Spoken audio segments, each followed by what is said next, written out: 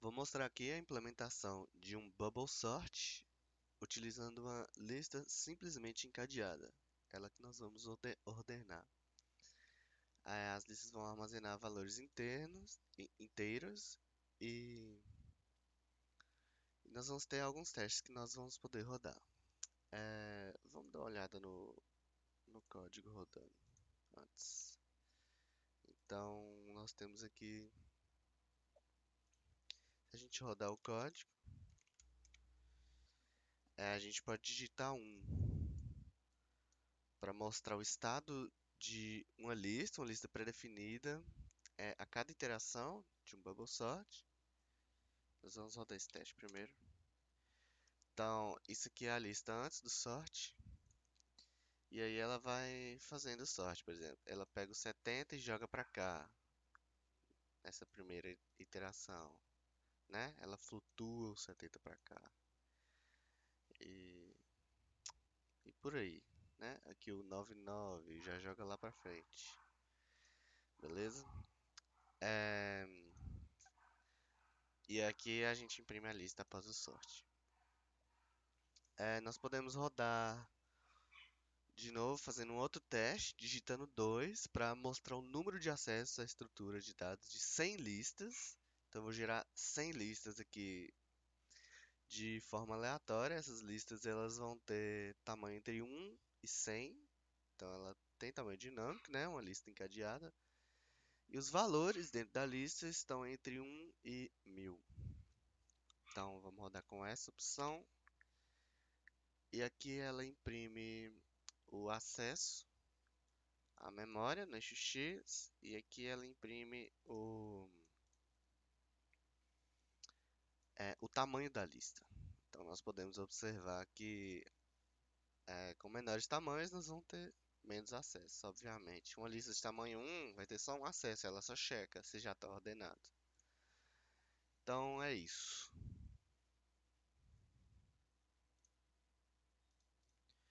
Vamos dar uma olhada no nosso código. Primeiro main. É, Aqui nós incluímos algumas bibliotecas para funcionar. Aqui temos os códigos dos testes. No teste 1 eu inicio os valores dentro de um array de inteiros. Declaro uma lista. Coloco os valores na lista dentro do nosso for. A gente definiu o número de elementos aqui. E aqui a gente lista antes do sort. Aqui a gente passa o bubble sort em si. Aí no bubble sort vai ter a função de imprimir a cada interação. Se a opção for 1, aí como é o teste 1, eu passo 1 como opção aqui. E por fim eu imprimo a lista já ordenada. Aqui no segundo teste, a gente vai usar sRange e range. Essas funções elas estão incluídas aqui em stdlib e a gente vai usar time também para utilizar delas. Ah, então, a gente chama a função sRange para gerar uma chave de aleatória aqui, baseada no tempo nulo, né? Isso aqui está gerando a chave baseada tipo, no tempo atual que eu estou rodando o programa. Aqui um número aleatório, nós criamos um for para gerar 100 listas. E dentro do for nós declaramos uma outra lista encadeada. Aqui nós definimos o tamanho da lista. Aí vai ser um tamanho entre 1 e 100. É, aqui. E aqui nós vamos inserindo os valores. Então, enquanto um certo índice aqui, J, for menor que o tamanho da lista, nós inserimos um novo número. Dessa forma, nós não estamos inserindo nenhum valor fora da lista, fora do tamanho da lista, que a gente definiu aqui. A gente cria uma lista com certo tamanho e insere números aleatórios entre 1 e 1000. usando a função range.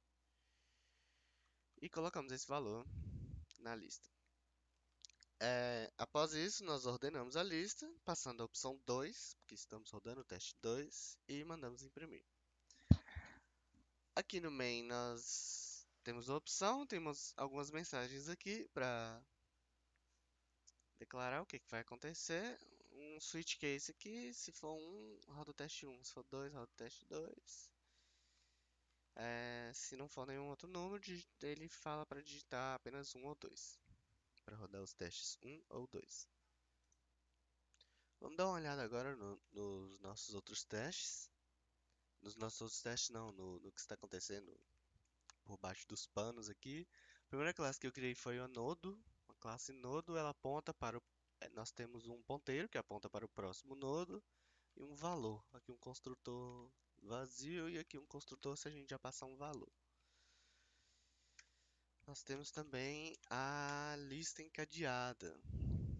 Na lista encadeada, nós incluímos o nodo, temos construtores, destrutores. Aqui o destrutor funciona da seguinte forma: nós criamos um nodo que aponta para o próximo. Enquanto existir um nodo início, a gente passa o próximo do início para uma variável de próximo. Aí a gente deleta o início e fala que o novo início é o próximo. Dessa forma a gente percorre todos os nodos para serem deletados.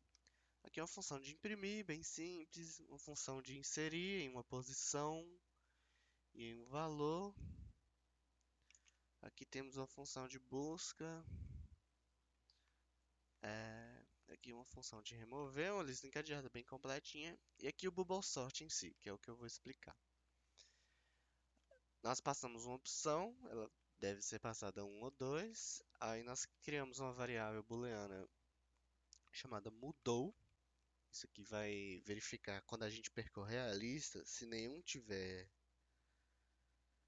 valor for mudado, se nenhum valor for trocado, de acordo com o bubble sort, significa que nós percorremos a lista e ela está ordenada. Aí a gente manda parar o algoritmo, porque está completo.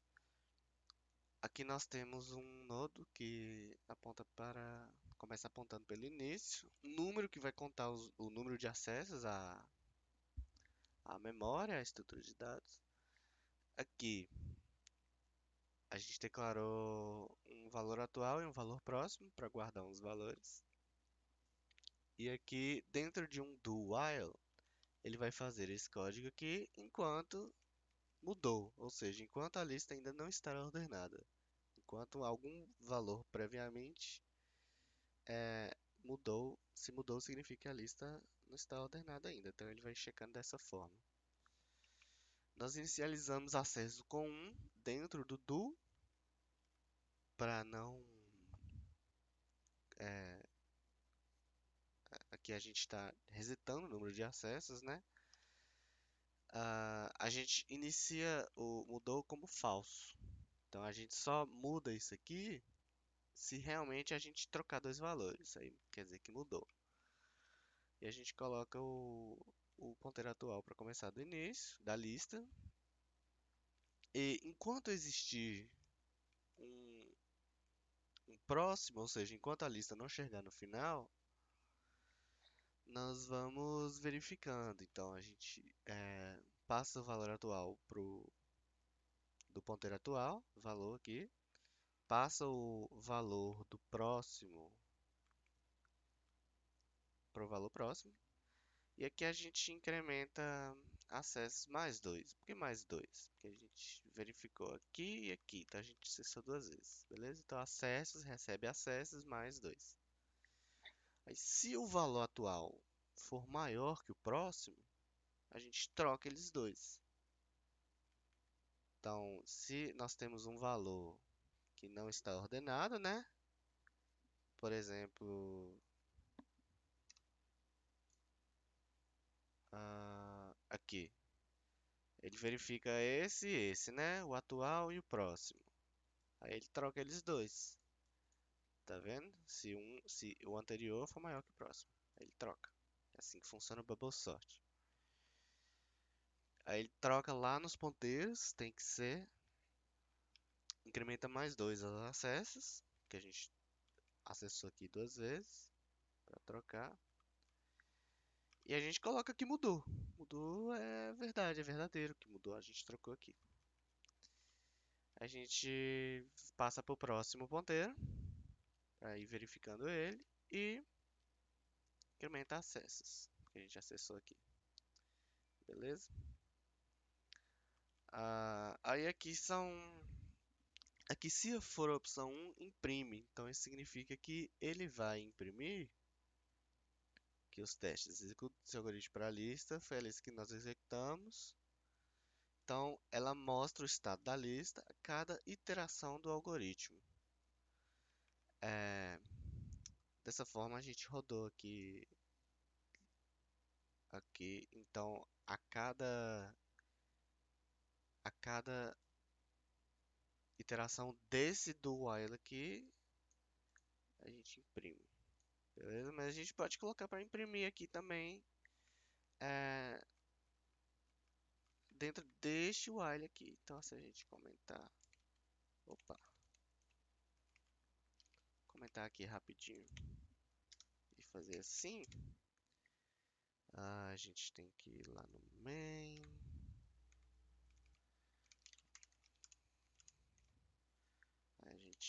a gente compilar, beleza? Então, se a gente rodar agora e passar a opção 1, vai imprimir muitas mais linhas, né? Claramente. E aqui a gente pode ver mais de forma mais clara. Que aí ele joga o 70 para cá. Aí o 12 e 8 é o lugar errado, né? Qual que ele vai olhando para frente. Então ele troca aqui, né? Ele vai trocando 9 9. Vai jogando 9 9 para cima. Tá vendo 9 9 sendo flutuado aqui, aqui, aqui, aqui. Então joga 9 9 lá pro final. Que é o maior número. Podemos ver dessa forma aqui também. Vou voltar pro jeito que tava. Ah, esse é o teste 1. Se ele passa a opção 1, que a gente vai ler lá no main. E aí, é, se a opção for 2, a gente. Como é que a gente imprimiu? Vamos olhar lá no main. A gente imprimiu, tá lá em cima. Então, a gente imprimiu dessa forma. 2, a gente imprime primeiro o acesso, número de. A gente imprime primeiro o número de acessos, aqui no X. E aqui é o tamanho da lista. Beleza? E a gente pode ver isso representado nesse gráfico aqui. Então, se eu diminuir aqui, jogar para cá, gerei esse gráfico. Ele foi gerado aqui no Plot Chart Studio Plotlib Create, nesse link. É bem simples gerar um gráfico aqui. Você só precisa de um arquivo CVS. Ah, eu gerei o arquivo de CVS passando aqui. Então, eu passei dois e passei para um Alt CVS aqui. Só isso, rodando o programa dessa forma. Aí eu digitei 2, aí ele passou para sair a saída aqui neste arquivo. E aí gerou um arquivo CVS para mim, que é um arquivo tipo Excel, que aí eu posso vir nesse site aqui e criar um gráfico aqui importando o arquivo CVS. Então vamos dar uma olhada no gráfico. Então aqui eixo Y é o tamanho da lista, que eixo X são os acessos à memória. Então a gente pode observar que quanto se a gente fizer a gente pode observar quanto maior for o acesso à memória, né? Quanto for maior o acesso à memória, significa que provavelmente tem uma correlação com a lista ser maior. A gente pode até fazer um gráfico linear, se a gente ordenar esses valores lá no Plotlib. Como é que chama? Plot. Aqui. Se eu pegar o mesmo valor aqui